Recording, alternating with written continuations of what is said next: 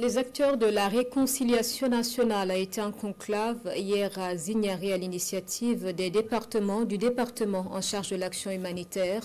Les représentants de structures associatives, autorités coutumières et religieuses étaient réunis pour définir les contours d'un dispositif adapté aux réalités locales et nationales avec une mise en valeur des ressources endogènes d'Aouda Ouattara et Moumouni Wanga.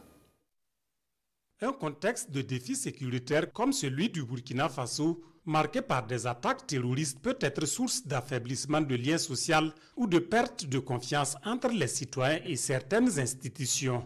C'est une conclusion du ministère de l'Action humanitaire et de la solidarité nationale. Fort de ce constat, le gouvernement burkinabé opte pour solution une infrastructure de paix. Cette infrastructure de paix consistera à la mise en place d'un dispositif, d'un ensemble d'acteurs et de mécanismes visant à prévenir les différents conflits et à les résoudre lorsque ces conflits surviennent. Et cette institution de paix se basera sur nos connaissances endogènes, nos mécanismes endogènes de résolution, de prévention des conflits.